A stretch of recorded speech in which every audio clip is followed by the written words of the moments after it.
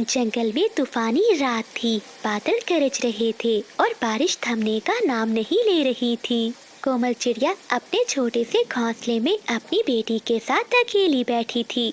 इसका पति बंटी दाने की खोज में बाहर गया हुआ था और अभी तक वापस नहीं आया था। अचानक दरवाजे पर एक जोरदार दस्तक होती है।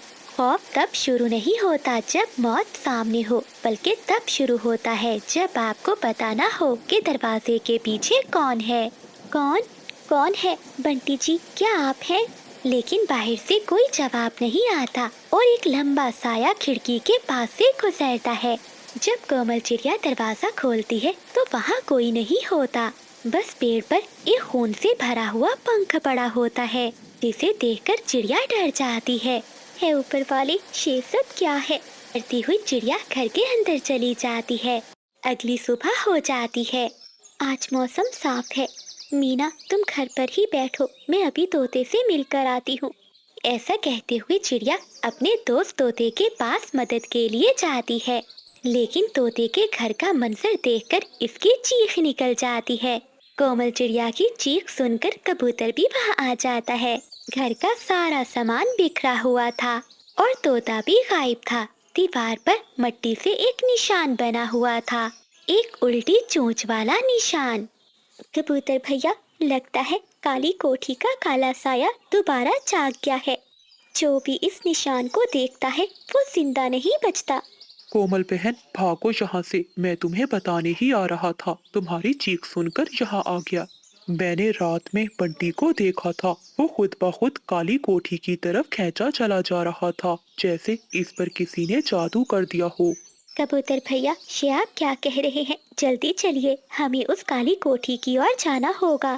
फिर कोमल चिड़िया कबूतर और बुलबुल को साथ में मिलाकर उस वीरान कोठी की तरफ बढ़ जाते हैं, जो जंगल के सबसे अंधेरे कोने में थी। वहाँ पहुँचते ही दरवाजा खुद ब खुद खुल जाता है।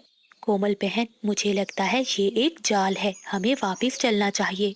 नहीं बुलबुल बहन, बंटी जी और तोता यहाँ कैद है, मैं इन्हें छोड़कर नहीं जाऊंगी। अचानक पीछे से दरवाजा बंद हो जाता है और कबूतर भी गायब हो जाता है।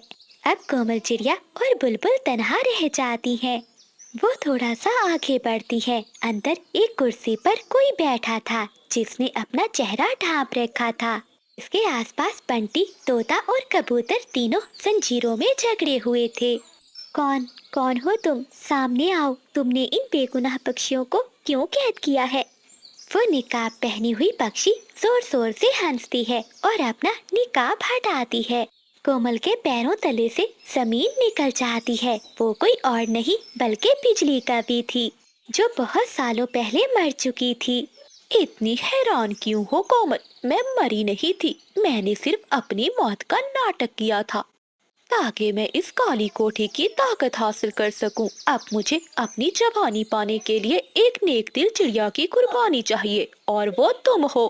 देख कोमल, आज की रात इस जंगल की तारीख की आखिरी रात होगी। जब चांद बादलों के पीछे छुपेगा तो मैं तुम्हारा दिल निकालकर इस कदीम मूरत के कदमों में रख दूंगी, और फिर मैं कभी ना मरने वाली मलिका बन जाऊंगी। हा हा हा हा। बिजली, तुमने हमेशा दूसरों का बुरा चाहा, इसलिए तुम्हारा चेहरा इतना भयानक हो गया है। तुम ताकत तो हासिल कर सकती हो, लेकिन किसी का प्यार कभी नहीं जीत सकोगी। बिजली कभी चिड़िया पर हमला करने के लिए आगे बढ़ती है, लेकिन इसी समय चिड़िया की नजर एक दीवार पर पड़ती है, जहाँ एक पुराना आईना लगा हुआ था। तभी चिड़िया को याद आता है, उसकी माँ बचपन में कहा करती थी कि बुराई का अपना चेहरा ही इसकी मौत होता है। बिजली, रुको, तुम ये क्या कर रही हो? क्या तुम्हें याद नहीं जब हम बचपन में एक साथ खेला करती थी? क्या तुम्हारे दिल में अभी भी एहसास बाकी नहीं है? क्या कहा? एहसास? इसने ही तो मुझे कमजोर बनाया है। अब सिर्फ ताकत मेरी पहचान है। ऐसे एक लम्हे के लिए फायदा उठाते हुए कोमल चिड़िया अपनी पूरी रफ्तार से उस आईने के पास जाती है। जब बिजली कभी चिड़िया को मारने के लिए जादू करती है तो वो जादू सीधा जाकर आईने पर टकराता है। जादू का असर उल्टा बिजली कभी पर हो जाता है। नहीं, ये नहीं हो सकता। मेरी अपनी ताकत ही मुझे जला रही है। बिजली कव्वी की चीखें पूरी काली कोठी में गूंजती हैं और वो काले धुएं में तब्दील होने लगती है। देखते ही देखते वो गायब हो जाती है। बिजली के गायब होते ही बंटी, तोते और कबूतर की जंजीरें खुद ब खुद खुल जाती हैं। कोमल, तुमने मुझे बचा लिया। मैंने तो सोच लिया था कि मैं अब कभी तुम्हें दोबारा देख नहीं पाऊंगा। चिड़िया बहन, बंटी ठीक कह रहा है। अब हमें यहाँ से जल्दी निकलना होगा, वरना ये कोठी हम पर ही आकर गिरेगी। काली कोठी की दीवारें गिरने लगती हैं। वो सब अपनी जान बचाकर बाहर भागते हैं। अगली सुबह सभी पक्षी बहुत खुश थे। चिड़िया भी अपनी बेटी को दाना खिला रही थी। बंटी पास बैठा मुस्कुरा रहा था। बुराई जड़ से खत्म हो चुकी थी, या शायद सबको ऐसा ही लग रहा था। तभी चिड़िया की बेटी अपनी डॉल उठाती है तो उस पर वही उल्टी चोंच का निशान बना हुआ था और इस खिलौने में से बिजली कव्वी के हंसने की आवाजें आ रही थी। ये देखकर चिड़िया और बंटी खौफ से चुप हो जाते हैं। कुछ कहानियाँ कभी खत्म नहीं होती। बुराई सिर्फ अपना रूप बदलती है, वो कभी मरती नहीं। याद रखें, जब भी आपको लगे कि आप सुरक्षित हैं, अपने पीछे छुपे साए को देखना मत भूले।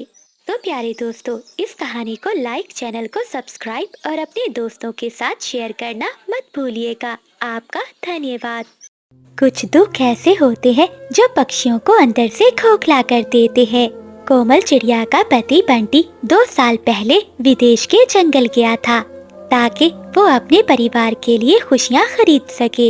लेकिन इसे क्या मालूम था कि पीछे इसकी माँ सवित्री कोमल की जिंदगी को नर्क बना देगी। ए हवाओ, क्या मेरा कोई संदेश मेरे पति तक पहुँचा सकती हो? इसे कहना कि इसकी कोमल अब टूट रही है। इसकी माँ का जुल्म अब मुझसे बर्दाश्त नहीं हो रहा। ऐसा कहते हुए चिड़िया रोने लगती है। अगली सुबह सूरज निकलते ही सावित्री सास का शोर पूरे जंगल में गूंजने लगता है। वो एक नरम घोंसले में बैठी थी और इसके सामने ढेर सारे मीठे फल थे। अरे ओ कोमल, कहाँ मर गई? सूरज सर पर आ गया है और अभी तक तूने नदी से ताजा पानी नहीं लाया और मेरे पाँव में बहुत दर्द हो रहा है। आकर जरा मालिश कर दे। कोमल चिड़िया अपने बेटे बबलू के पास बैठी हुई थी। उसे बहुत तेज बुखार था। वो अपनी सास के पास जाती है। माँ जी, बबलू को बहुत तेज बुखार है। मैं इसे ऐसे छोड़कर नदी पर नहीं जा सकती। अगर थोड़ा सा दाना है तो मेरे बेटे के लिए दे दें। कल से इसने कुछ नहीं खाया। अच्छा, तेरे लाडले को बुखार है तो मैं क्या करूं? ये दाने और मीठे फल मेरे भतीजे बादल और इसकी पत्नी बिजली के लिए रखे हैं। आज वो मुझसे मिलने आ रहे हैं। तो माँ बेटे जैसे मनहूसों के लिए मेरे घर में कुछ भी नहीं है। जा, अभी जाकर पानी लेकर आ, वरना घर से निकाल दूंगी। कोमल चिड़िया चुपचाप रोती हुई वहाँ से मटका लेकर चली जाती है। नदी पर बैठी चिड़िया रो रही थी। तभी कबूतर और तोता वहाँ आते हैं। क्या? पास जाती है जो एक पेड़ के नीचे बैठी हुई थी। माँ जी, मैं अभी देखकर आ रही हूँ। चिड़िया जो आपके लिए भोजन लेकर आ रही है, उसने उसमें कुछ मिलाया है। न जाने कौन सी दवा थी वो। मुझे तो लगता है वो आपको मारना चाहती है। ये सुनकर चिड़िया की सास बहुत गुस्से में आ जाती है और वो अपने घर जाती है। रसोई में बैठी चिड़िया भोजन बना रही थी। माँ जी, आ गई आप? ये लीजिए गर्मा गर्म भोजन। मुझे सब पता चल गया है। तू मुझे ये भोजन खिलाकर मारना चाहती है। ऐसा कहते हुए कोमल चिड़िया की सास चिड़िया को मारने लगती है और अपने घर से निकाल देती है। कोमल चिड़िया रोते हुए वहाँ से चली जाती है। वो देखती है कि बादल कौवा और बिजली कौवी आपस में बातें कर रहे हैं। चिड़िया चुपके से झाड़ियों के पीछे छुपकर उनकी बातें सुनने लगती है। हो, बिजली, देखा मेरा कमाल। उस बुढ़िया ने अपनी बहू को घर से निकाल दिया। अब जब वो अकेली होगी, हम इसके घोंसले पर हमला करके इसे भगा देंगे और इसके अंडे और दाने खा जाएंगे।